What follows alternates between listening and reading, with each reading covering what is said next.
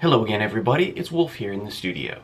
For this video what I decided I would do is introduce and profile three of my guitars.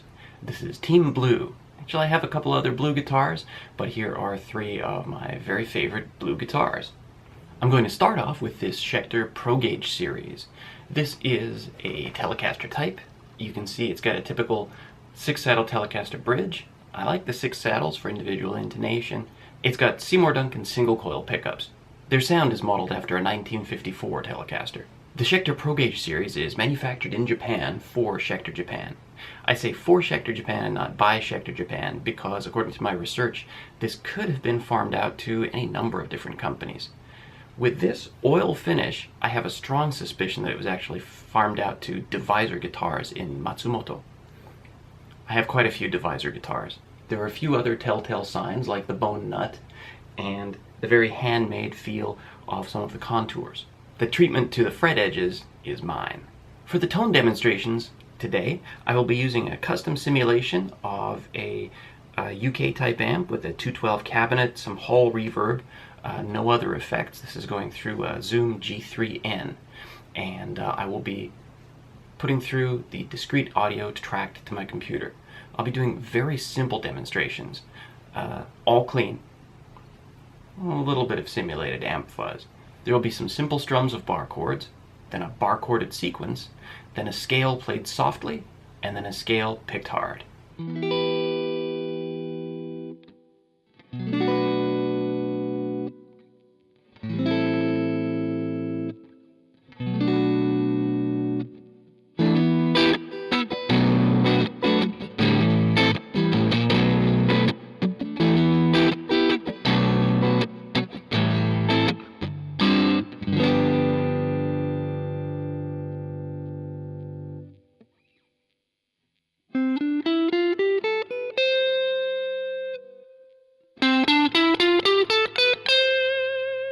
That was all with the neck pickup because the neck pickup is pretty much what I use on this guitar. Alright, next up is the Rabbit Is USA 2. I've had this since the September in 2015 when I moved here. This is modeled after a Les Paul Jr. double cut, although you can see it's got a humbucker in the bridge position. It came like that stock, although this is not the stock humbucker. If you've watched my previous videos, you'll see that I changed it out for a DiMarzio Evolution. For this demonstration though, I'll be using the stock neck pickup. It is a Vegas neck pickup made specifically for Hoochie's Cruise Maniac Sound, whatever you want to call the small company in Shibuya that designed and distributed these guitars. The manufacturing is done by Devisor out in Matsumoto.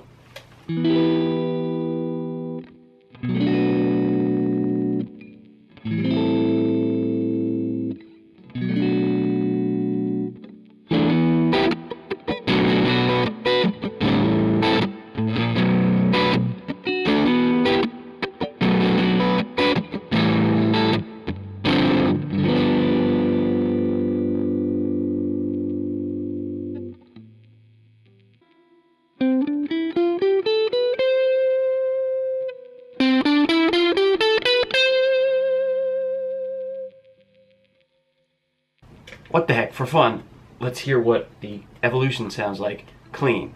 I never play this way.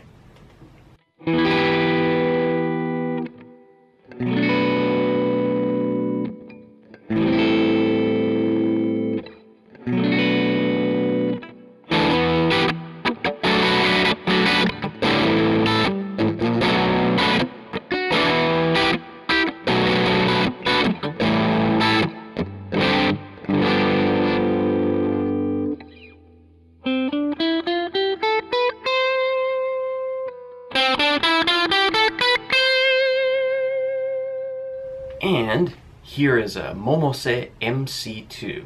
This is my newest guitar. Last Friday I went into downtown Tokyo, the Ochanomizu and Akihabara areas. The place is littered with guitar stores, and I went to pretty much every one. I was in and out of all kinds of stores. Now, I've developed an affinity for Devisor guitars, as anyone who's watched any of my videos knows. But I decided I wasn't going to be brand loyal.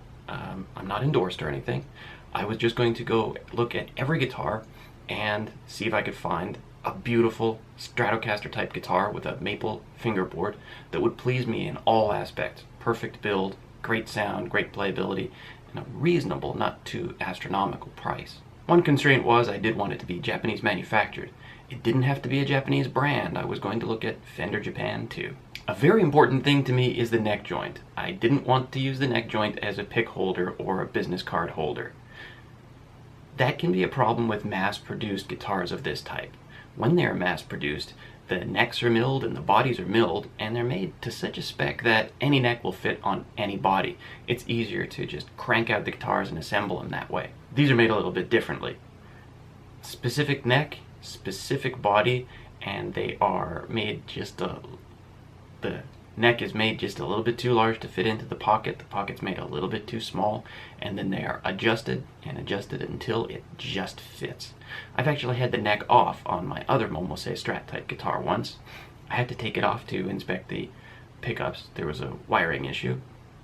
I could have fixed it, but I sent it back to the factory. They sent it back to me in perfect condition. But yeah, I had the neck off for a short time, and the neck would actually stay on a bolt-on guitar without the bolts. They're really, really tight. Anyway, I looked at every Strat type guitar, and I ended up taking home another Momose. It's unbelievable. Now this MC2, you'll notice, has a unique headstock. It has a Momose proprietary headstock. That's not the only proprietary feature. The pickguard is shaped just a little bit different from your Fender Stratocaster. One other noticeable feature is that the neck plate is actually recessed into the wood.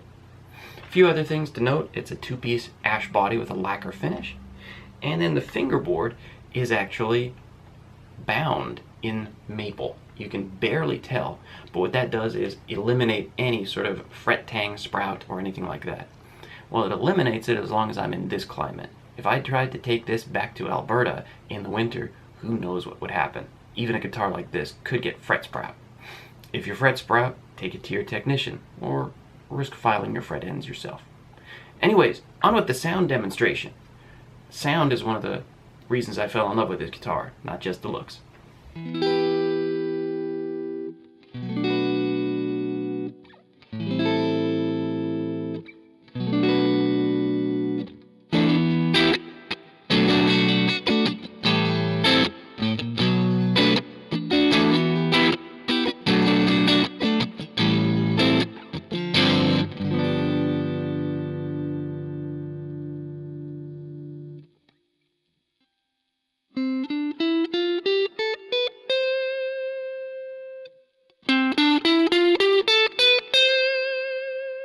A Strat type guitar has to be able to quack.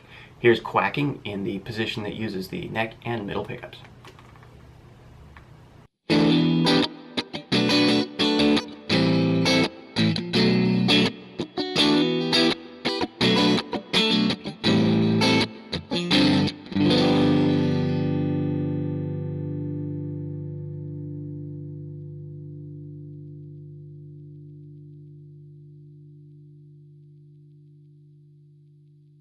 These guitars really sustain forever. Bridge position, why not?